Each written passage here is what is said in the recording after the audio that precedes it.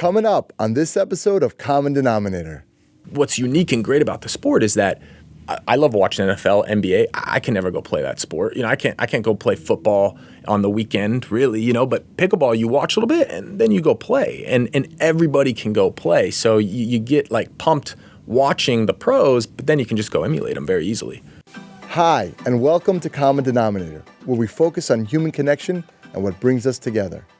I'm Moshe Popack, and today we profile an American tennis and pickleball company and learn more about the business of those sports. Evan Specht is the co-founder and the director of operations at Diadem Sports, which launched in 2015 and set out to develop the most innovative, high-quality tennis products in the world. Along the way, they also created some pretty cool pickleball gear. Evan's here to educate us about pickleball, share what it's like to be part of the newest tennis racket company in America, and tell us why the future of American tennis is brighter than it's been in decades. Before we chat with Evan, a quick reminder that if you like the show, please subscribe and follow me on social media at mpopack. Now, here's my conversation with Evan Specht. Enjoy. Hi, Evan, and welcome to Common Denominator. Thank you. Thanks for having me. So, Diadem Sports is taking the tennis and pickleball industries by storm. Trying. Well, you're doing it and succeeding. Tell us about how that started and what you guys are doing there. Yeah, well, it started on a tennis court in Mexico, really. My partner and I, that's where we met. We were playing futures, like a low level. I call it low level. I'm trying not to be, I don't like to talk too highly of myself, but, entry level pro events, right? So you go there, you're paying the money, you're working your way up to get points to be able to enter the bigger events like the one in Miami or whatever. So, we met there. We had a passion for tennis, passion for making money.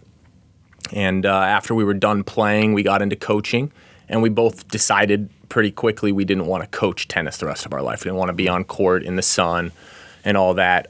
So we really were looking for a way to get into the business of tennis because you can only make so much coaching per hour. We wanted to sell a product. So we made a very unique tennis string, and that's how we kind of got into the business. And we kind of went head-to-head against the legacy brands, and very quickly realized string wasn't enough. So we added, accessories, and we got into rackets, and then we kind of built our team and got into balls, and there was a lot of pushback the whole way saying it couldn't be done, and we just kept going, and now we're here. Well, how long has this been now? We started developing the idea of it in 2011. So that's when I started prototyping different materials, trying to find a vendor. I have a background in aerospace engineering in college, so I'm going in at the engineering side. My partner AJ, he's, we both played at a good level, but he was better, I'll admit it. And so he was play testing and getting feedback. And so the journey from 2011 to 2015 was like development. 2015 was when we launched officially. Wow. So you're sitting there basically 4 years, I guess not making, from a business perspective, not making any cash flow, but like kind of R&D. Yeah.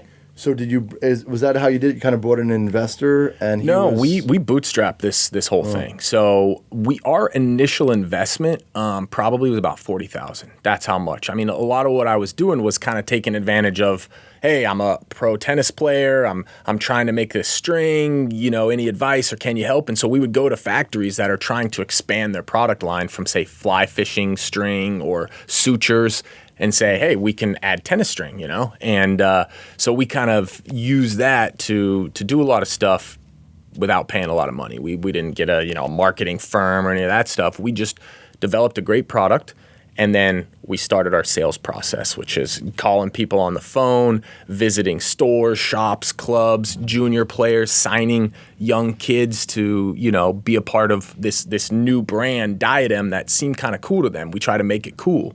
And, that's what happened. Super hard, because I'm thinking about, when you talk about a brand, talk about Head or Babalar, people are used to playing with a certain brand.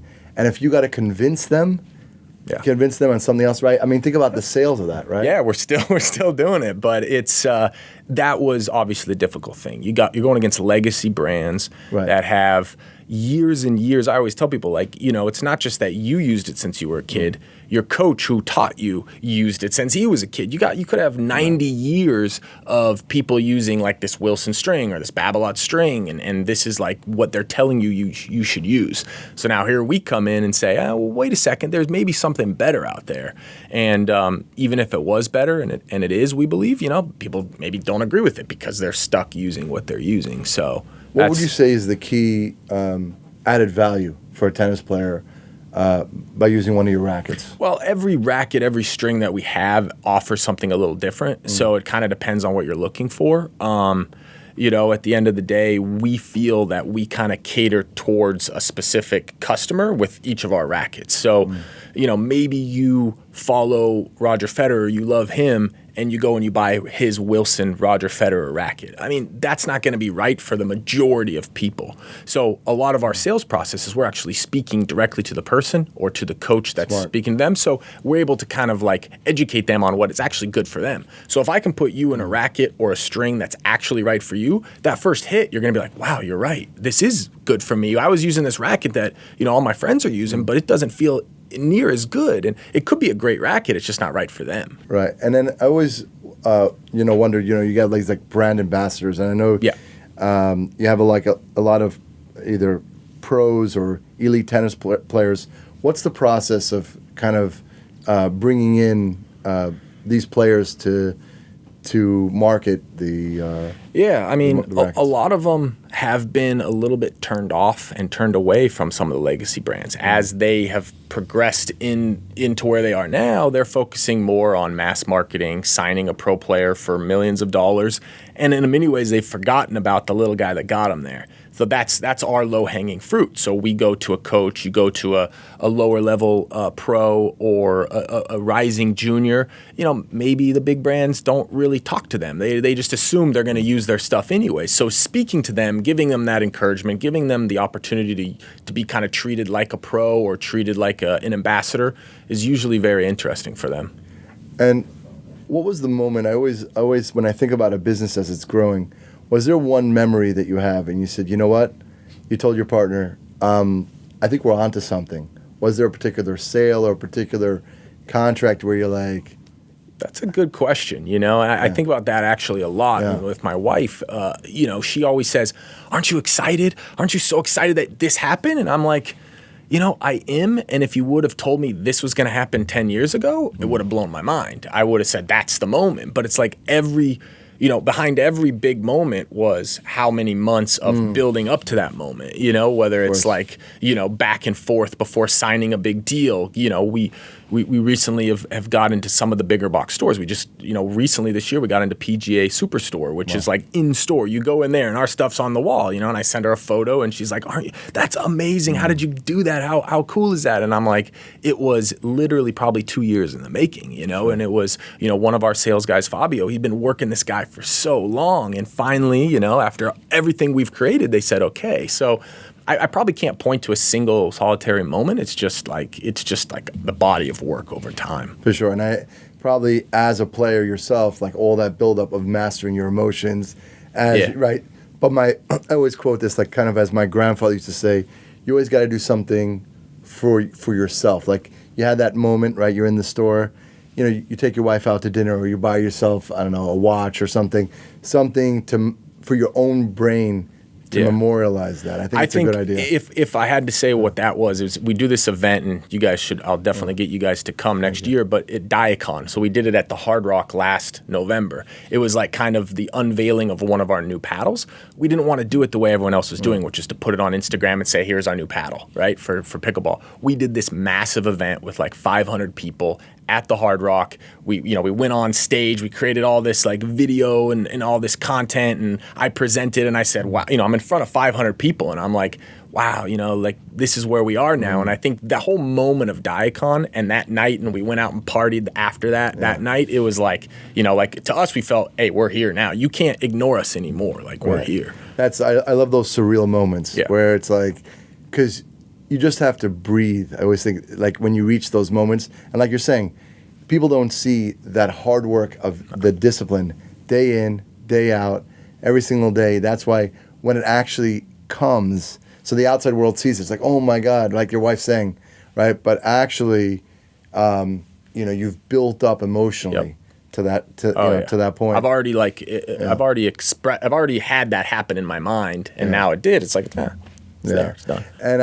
And you mentioned I want to go to pickleball because it's taking not just America but the world by the world by storm.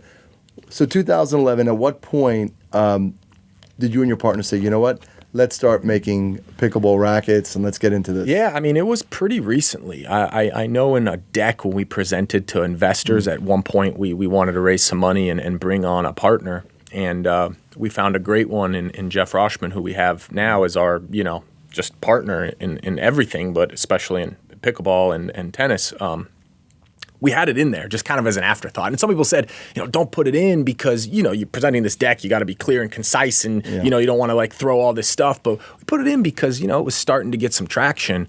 And we all kind of looked at it and go, okay, well, let's focus on what we're doing. And I felt that with the growth and with the supply chain that we have, the factories, our sourcing team, we could easily do it.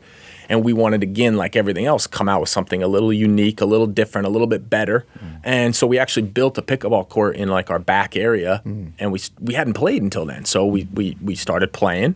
We started testing paddles. We started to realize, what we felt was missing coming from tennis as tennis players.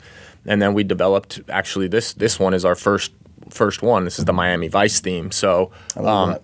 Yeah. And it's very unique in several aspects, and it's done really well for us. And that was 2021, middle of 2021 is when we launched. Really not too long ago. Yeah. I noticed where I play here in Miami Beach.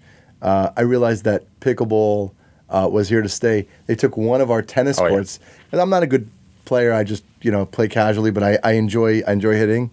And they converted it to two pickleball courts, and I said, wait a second, what is this thing, pickleball? When was that aha moment that kind of pickleball is here to stay? Yeah, it was probably similar when I went out to Delray Beach Tennis Center where they have an ATP event, and they had turned the two courts in the back, which were kind of out of the way. It's actually a perfect spot for pickleball, and they turned it into 8 pickleball courts, and it's like, I go back there and I'm like, okay, I'll go check it out, because we were thinking about getting into it. All courts were full, so 32 people playing, and there was about 50 people waiting, music going on, and it's just like, what is this? It was packed, and you go there any day of the week, and it's packed still. I mean, it's just like any courts you build. There's one in Pompano. They're everywhere. They're packed, So when there's this many people interested in playing, where there's literally not enough courts to play on. And now we need to catch up with building more courts, something we wanted to be involved with. For sure. So basic supply and demand. I know I have a friend, super successful. He sold his business, and all he does now is literally he travels the country playing in pickleball tournaments. That's literally the what dream he does, right? I'm like, he's like, that's what I'm doing. Yeah, there's a lot of people that do. There's a lot of ex-pro tennis players, or maybe guys that played college tennis, like a couple of the kids that we've sponsored and we've worked with that, they couldn't really maybe make the effort to tennis. It got into pickleball, and it's a career for them now. If you're just joining us, you're listening to the Common Denominator podcast. My guest is Evan Specht, the co-founder of Diadem Sports, an American tennis and pickleball company based in South Florida. Next week, I'll chat with John O'Leary, one of the most incredible storytellers you will ever hear. As a 9-year-old, John suffered burns on his entire body and was given a 1% chance to live. Not only did he survive, but he turned his life into one of meaning and gratitude. He'll share his journey and will no doubt leave you inspired. Make sure to subscribe so you don't miss it. Now, back to the show. So it seems like it's less impact on the body for compared to tennis, and I mean I assume it's probably for all ages, and it seems like there's like a lot of smack, a lot of talking. Yeah, you're right there. You're right next to him, so you can actually in tennis sometimes you can't even hear the guy, Right. But yeah, it is for all ages every day. and this is a talking point of pickleball people, every day it's getting younger, and it's true. I mean, probably when we started, the average age was 10 years older just 2 years ago. So they're definitely putting a lot of effort into the pro scene, the developmental scene for the younger kids.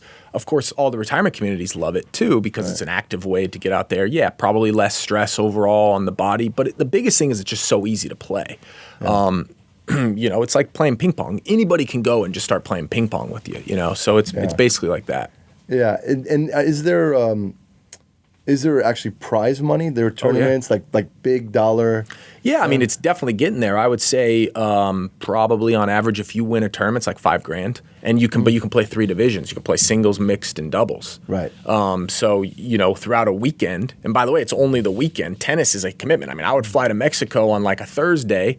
I would play quali Saturday, Sunday, and then if you're in the main draw, you're there all the way to the next Sunday. I mean, it's a big commitment. It's only in the U.S. You can drive probably to most of the places, and you can probably pick up 10, 15 grand if you're a great player a week at these events. It's a long ways to go for like, the tennis where you're making, $1 million, $3 million to win. But there's a lot of sponsors flowing in, from like a Hertz car rental to paddles, right? I mean, there's a lot of money flowing into the pickleball space right now. It's funny. I saw on social media, even someone like Gary Vee. I was like, I see him like yelling on the courts, and he's getting into it. I'm like, oh wow, this is. That was probably his team because he owns a team. Oh, he owns a team. Yeah, like Tom Brady, all these guys poured this in. Teams. Yeah, and so they're starting this league. Like, is it going to be the next NFL, NBA? I mean, probably not that big. But what's unique and great about the sport is that I love watching NFL, NBA. I can never go play that sport. I can't go play football on the weekend, really, but pickleball, you watch a little bit and then you go play, and everybody can go play. So you get like pumped watching the pros, but then you can just go emulate them very easily. Awesome. I think, I just want to kind of go back to like the beginning of the mindset, because as a tennis player, what are the things that when you went in back in 2011, what are the things you thought about which were super important as you designed your rackets? What were like the top things you? Yeah, well, I mean, at the end of the day, looks are incredibly important because that's the first thing that people notice when they decide whether they're going to pull that racket off the shelf and give it a try. So we always kept in mind that we wanted it to look very clean, sleek, high end. We really went after a high-end type feel, performance type feel. So everything we did had the concept that this racket, this string, these balls are going to be better for you than your current setup. So that was the main focus. Of course, then when we got into the nuts and bolts of it, I relied a lot on AJ because he was just one of those like gearheads for tennis rackets and tennis string, always switching, always testing different stuff, understanding exactly what the weight, the balance, the swing weight was of every aspect of the rackets he was using. So we were able to really build out a relatively small in the beginning, but an impactful line of different rackets, so that we had a racket for, say, in the beginning, 70% of the market. 70% of people would feel comfortable in one of our rackets. Now, with some additions with junior rackets and oversized adults, we're probably more at like 90, 95%, where somebody would feel comfortable in one of our rackets. Just curious, how many active tennis players are there in America? I'm just curious what that. In the U.S., I think it's like 30, 40 million. Wow. Yeah. Which is like 10% of the. Yeah, have. Well, yeah, in terms of they'll play occasionally. In terms of like the core, it's probably like 5 to 10 million, and those are our like core market. But for pickleball or tennis, we could definitely sell to anybody. Anybody that's going to try it at least once could end up in our racket. So obviously, the guys that are playing every single day, they might buy 6, whereas a recreational player, they'll buy 1 every 10 years. Right. So let's just say a recreational player, because I've played with. I mean, as a layperson, buying a racket, what are things that I should consider? Because I've had heavier rackets, lighter rackets, and what. Yeah, I mean, I would obviously love to get you on our court and see what your strengths and weaknesses are, but probably in general, you want to have a racket that will be as heavy as you can handle. Because the heavier the racket is, the more stability, the more power. But you got to reach that threshold of if it's too heavy now, you're lagging behind, your swing is late, you're dipping the racket, you're not finishing all the way. So we always kind of want to put people in the heavier racket that your arm, your swing, your body can handle. For a lot of people, that's a very light racket because they have shoulder issues or they're an older person that, you know, doesn't have, you know, the training every day, right? They just play occasionally. So, but in general, you're going to look for either a powerful racket or a control racket. So, you know, if you have power, you're a strong dude and you having issues with control, you go into our Elevate racket, you know, which is a control frame. If you need help with power, maybe you're a young kid or, you know, you're just weak, you know, whatever, you go for a powerful racket like our Nova. So it's all about finding the right balance for that particular person. And that's where we try to separate ourselves to give people that knowledge to get in the right racket. And your corporate's in Pompano Beach? Yeah, we're based in Pompano Beach, the headquarters, yeah. So you can come in and go. Oh, yeah. We have actually a store there now, too. It's pretty cool. We're getting 10, 20 people a day just coming in, checking stuff out. I mean, that's where our sales team is, our accounting, our marketing, everything. But we have people coming in, getting the racket restrung, getting on the court. And so, yeah, it's a pretty cool experience for them. And I always have this, like, debate in my head. It's like I don't understand. He's like, you have these European players that just seem so much better than the American players. It just seems like mindset, but maybe you might disagree with that. As I'm seeing American players, I remember a few years ago just watching Roger Federer, you know, obviously one of the best in the world, you know, playing the Miami Open. He was, I don't know, mid-30s, American guy, sweating, smashing, nothing. He didn't sweat. I don't think Roger sweat. I think he had an issue where he just never sweats. Yeah, nothing. It was part of his deal. It was part of his deal with Nike, and not allowed to sweat, make the clothes look bad or whatever. But yeah, I think for a long time, the Europeans wanted it more. I think it's the easiest answer, and probably a lot of coaches would say that. And I was, as a coach, I mean, with a lot of the kids I worked with, they didn't want it as bad as when we would play international tournaments. We'd go over to, I was in Morocco, right? And you're playing these like German or Serbian guys, grew up in a war-torn area. I mean, it's just like they needed a way out. I think lately, our talent pool has definitely increased. I think that's just been, you know, there's been a lot of pressure maybe over the last 20 years, like who's next? And they're starting to become a group of these younger guys that want to be next and want to be the next American because, I mean, that would be a great title to hold, to be the next American. I mean, you're going to make a lot of money. You're going to have a lot of fans. You know what I mean? It's worth a lot. So I do think it's kind of starting to shift, that we have a lot of good American kids out there. And some of them are, you know, like, you know, parents of former players, you know, so they have a little bit of a way. Just like in the NBA, we're seeing so many, like, you know, kids of former NBA players. I mean, they're learning a little bit better, I think, from an early age. Right, because you grew up in that, you saw that, you have the wherewithal for sure. And just from your perspective, greatest man, greatest woman, tennis player ever?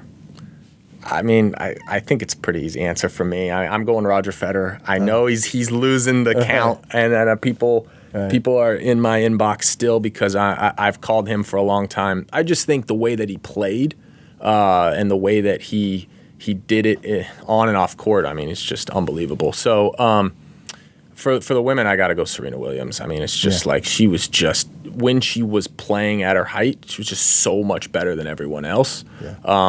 You know, you can't really compare eras, but you could put her in any era and she's kicking everybody's ass. So it's just the way it is. I always love to think about it, like, just as you use the basketball analogy. You know, you take a Michael Jordan, everyone's playing a certain game and they're just playing a different game. Yeah. They're not even, and I actually agree with both of those. I would say Federer and Serena. Yeah. My buddy sent me a video of Federer playing maybe the Australian Open however many years ago, just killing the guy who was playing. And the guy was a good player, probably top 20.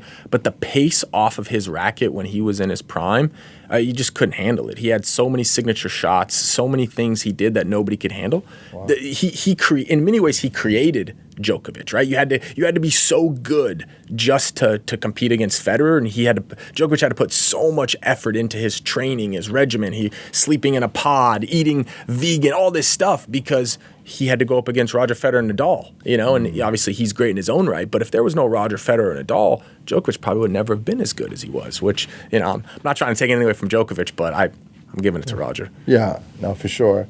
What is, just thinking about it, you have different pro tennis players, obviously endorsing the racket, and what is the how-to, how do you approach these players and get them to endorse? Is it some sort of profit share, some sort of... Yeah, I mean, there's a lot of different ways that you can do it. There's a lot of ways that we've started the process. We'd love to have a top 10 guy. We'd love to have a top 100 guy, but it's a lot of money. It's a lot of money and it's a lot of risk. You sign a guy, maybe somebody that's interested that's 50 in the world with the hopes he becomes top 10. Maybe somebody that nobody's ever heard of, but you say, hey, I have a top 50 guy using the stuff. And then he gets hurt. Then, who knows, right? So for us, the great answer to that question is it starts younger.